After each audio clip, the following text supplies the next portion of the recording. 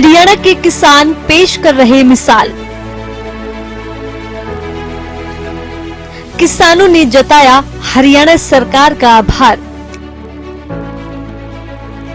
बागवानी खेती कर किसान कमा रहे अधिक मुनाफा। हरियाणा के सीएम नायब सिंह सैनी ने प्रदेश के अन्नदाताओं का हर पल हर वक्त साथ दिया है।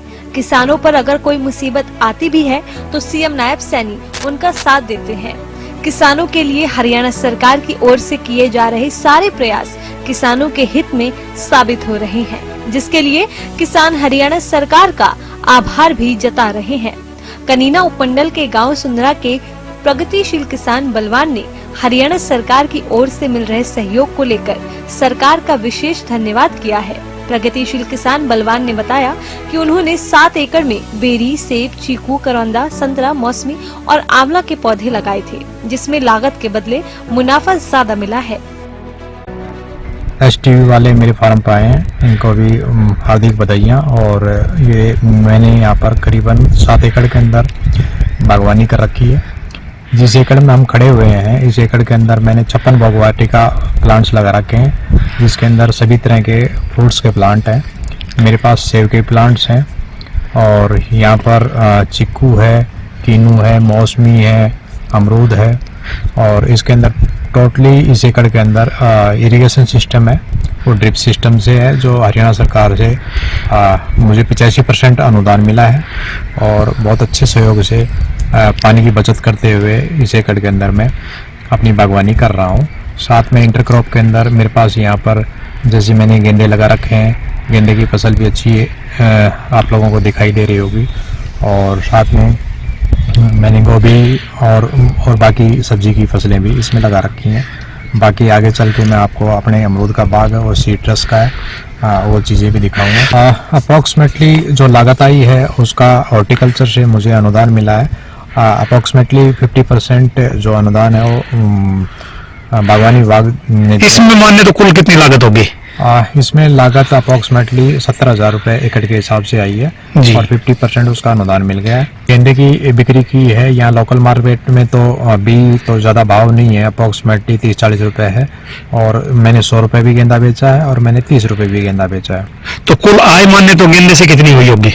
गेंदे से इस सीजन के अंदर अप्रॉक्सीमेटली 17-18 हज़ार रुपये मैंने आमदनी ली है और जो मेरा खर्चा था वो करीब 4,000 रुपये आया जी। और इसमें जो आपकी लागत आई है कुल, उसमें से अनुदान कितना मिला है आपको हरियाणा सरकार से? हरियाणा सरकार से 85% जो है मुझे इरिगेशन सिस्टम में मिला है और 50% अनुदान मुझे बागवानी विभाग ने दिया है। दोनों ही डिपार्टमेंट में जो सहयोग है वो कर्मचारी हो, अधिकारी हो, सभी का अच्छा कोऑपरेशन रहा है और अभी तक भी चल रहा है। सरकार और डिपार्टमेंट और अधिकारियों के बारे में मेरे जो विचार हैं या जो मुझे हेल्प मिली है, ये प्रेजेंट सरकार जो चल रही है समय समय पर अनुदान मिलता रहा है और आगे भी जो मैंने प्रोसेस कर रहा है उसका भी अभी तक पॉजिटिव ही साइन है। मुझे डिपार्टमेंट या सरकार से कोई भी दिलवास हुआ नहीं है, अच्छी कोऑपरेशन रही है और मेरी इच्छा है कि आगे भी ऐसे ही किसानों को मिलता रहे। उन्नत किसान बलवान ने बताया कि हमेशा से ही उनका मन खेती करने का था और उन्होंने YouTube पर खेती के बारे में हजारों वीडियो देखकर अच्छे ढंग से खेती करने के बारे में जानकारी हासिल की और उन्होंने अपनी पुश्तैनी जमीन में बागवानी खेती शुरू की। उन्होंने बताया कि कुल 7 एकड़ में से 1 एकड़ में 56 भोग वाटिका बनाई है, जिसमें चीकू, सेब के पौधे लगाए हैं। इसमें इंटरक्रॉप में गेंदे की खेती हुई है। 2 एकड़ में नींबू, कीनू, मौसमी अमरूद की फसलें हैं। उन्होंने बताया कि हरियाणा सरकार और बागवानी विभाग से सब्सिडी मिली है। सीट्रस के अभी 350 पौधे हैं। और कितनी लागत आई थी इसमें?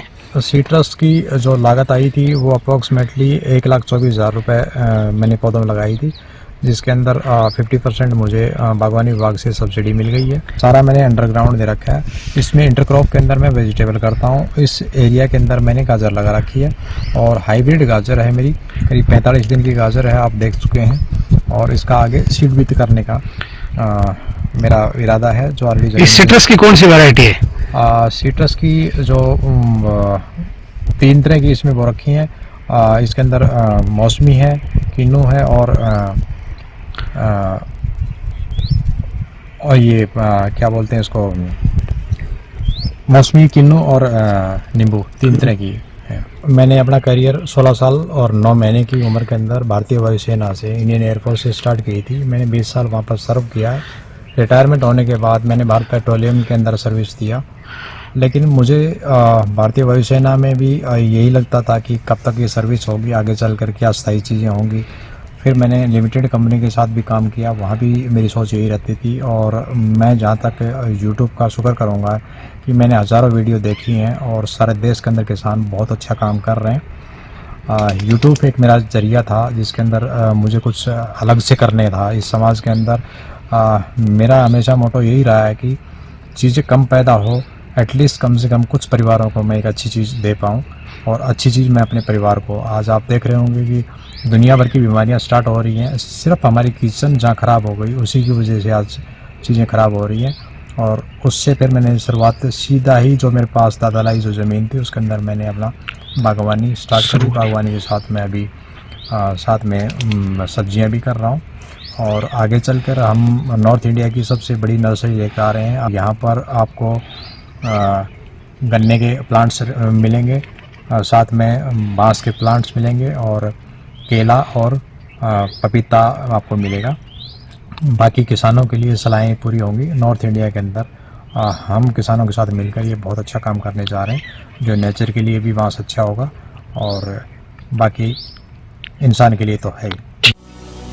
प्रगतिशील किसान बलवान का कहना है कि बिल्कुल प्राकृतिक तरीके से खेती करते हैं, केमिकल बिल्कुल भी नहीं डालते। मैं पूरे फार्म के ऊपर 2020-2021 से केमिकल डालना या कोई भी बाहर की फर्टिलाइजर डालना बंद कर रखी है।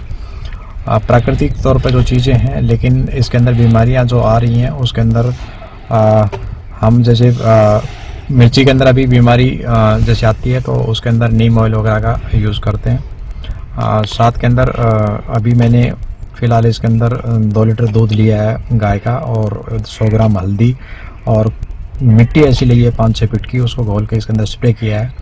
तो उससे क्या है कि पौधा जो है पत्ती के थ्रू भी अटैक करता है। हमारे पास एक प्रोडक्ट है वाइस्लोमेटा, जो मिट्टी स्प्रे करते हैं, और वो मिट्टी उसके अंदर गोआर्क और सुक्रोज है, तो वो मिट्टी उसके अंदर पत्ते पे जाके जम जाती है। तो ऐसे कीट पतंग है जिनके अंदर इतनी आते नहीं होती, उसको वो बैठ ही नहीं पाता है, तो उससे एक अच्छा बचत आता है और पौधा अच्छी ग्रोथ करता है, और अच्छी ग्रोथ के साथ वो अच्छी फ्रूटिंग और फ्लोरिंग देता है। प्रगतिशील किसान बलवान ने टमाटर मिर्च की फसल की खेती के बारे में भी बताया। इसके साथ ही सालों पुराने चीकू के पेड़ के बारे में भी उनसे आप जानिए। ये जो मेरा एकड़ है इसके अंदर भी ऑलरेडी मेन क्रॉप मेरी सीट्रस की है, लेकिन इंटर क्रॉप के अंदर आप लोग देख रहे होंगे कि यहाँ पर मैंने मिर्च और टमाटर की फसल की हुई है। मेरा पौधा 20 बाई 20 है, उसके बीच में मैंने एक बेड बनाया है, जिसके अंदर मैंने बेड बनाकर उसके अंदर ये प्लांट्स मिर्च और टमाटर के लगा रखे हैं। कुछ एरिया के अंदर मैंने घियाँ लगाई है जो ऑलरेडी मल्चिंग सिस्टम के साथ लगी हुई है। मैंने जो प्लांट्स जो लगाए हैं, मेरा प्लांट्स जो है वो 1.5 फीट जिगजैग के ऊपर लगे हुए हैं, और अप्रॉक्सीमेटली मैंने सीड्स जो है अपने फार्म पे रेडी किया था। तो उसमें मेरी करीब 1000 रुपये के आसपास मेरे बीज आए थे, और बाकी उसके ट्रे हैं प्लस में और कल्चर उसके साथ जो भी डाली थी, तो खर्चा मेरा 3-4 हज़ार के आसपास आया है। पैदावार अगर इसकी बात देखें तो अप्रोक्सीमेटली 1,00,000 के आसपास ये होने की उम्मीद है। 4 महीने के अंदर हम यहाँ से उम्मीद है कि ले सकते हैं इसके अंदर। ये मेरे पास करीब 15 से 17 साल पुराने कुछ पेड़ हैं, जिसके अंदर एक चीकू के अंदर अप्रोक्सीमेटली 1 क्विंटल से ज़्यादा फ्रूटिंग एक बार में है। साल के अंदर ये 2 बार फ्रूट आते हैं और 2 बार हार्वेस्टिंग करते हैं। चीकू की जो साइज़ है अपना आलू की साइज़ से भी मोटा है, आपको बैकग्राउंड के अंदर दिखाई दे रहा होगा, और बहुत ही स्वादिष्ट चीकू है।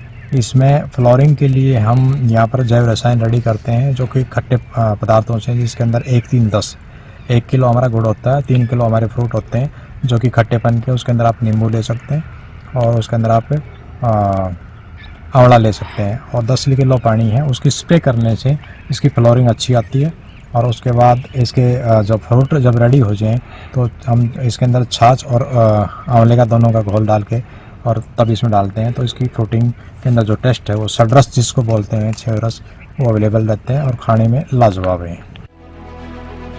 पूरे खेत में सभी पौधों पर ड्रिप से पानी जाता है।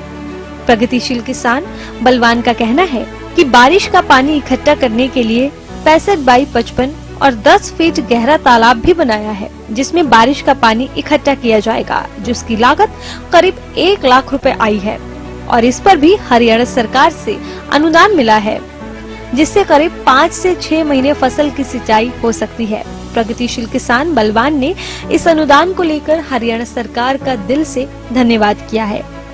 उनका मानना है कि हरियाणा सरकार कदम से कदम मिलाकर किसानों के साथ खड़ी है। जो पौंड मैंने बनवाया है, ये पौंड की जो साइज है वो 65 फीट लंबा है और 50 फीट इसकी चौड़ाई है और गहराई अप्रोक्सीमेटली 10 से 12 फीट है। इस पे सरकार अनुदान भी देती है। जितनी किसान के पास जैसे 5 एकड़ के ऊपर अलग है, 7 एकड़ ऊपर इसकी साइज़ अलग है, उसी साइज़ के हिसाब से जैसे मेरे पास इस फार्म पे 7 एकड़ ज़मीन है, उसी साइज़ से मैंने यहाँ पर डिपार्टमेंट से कंसल्ट करके। हरियाणा सरकार ने किसानों को सशक्त करने के लिए अनेकों प्रयास किए हैं, जिसके कारण ही प्रदेश के किसान आज मिसाल पेश कर रहे हैं। प्रगतिशील किसान बलवान ने हरियाणा सरकार के सहयोग के लिए हरियाणा सरकार का आभार जताया है। प्रगतिशील किसान बलवान का कहना है कि उचित अनुदान के कारण ही वो यहाँ तक पहुँच पाए हैं और इतने बड़े एकड़ में खेती कर रहे हैं। अगर हरियाणा सरकार का सहयोग ना होता तो ये सब करना मुमकिन नहीं था। प्रगतिशील किसान बलवान का ये भी कहना है कि समय समय पर हरियाणा सरकार खेती को लेकर ट्रेनिंग भी देती है और तो और बागवानी विभाग भी अनुदान, सब्सिडी, इन सारी चीजों का ध्यान रखता है, जिससे किसानों को किसी भी तरह की कोई भी दिक्कत ना हो, क्योंकि किसान पर मौसम की मार कभी भी पड़ जाती है। लेकिन अगर हरियाणा सरकार किसानों के लिए उचित व्यवस्था कर रही है तो कहीं न कहीं इसका फायदा किसानों को साफ तौर पर मिलता है। प्रगतिशील किसान बलवान का कहना है कि हरियाणा सरकार के समर्थन के कारण ही प्रदेश का विकास हुआ है और प्रदेश का किसान चाहता है कि मेरा हरियाणा और मेरा देश भारत हरा भरा हो।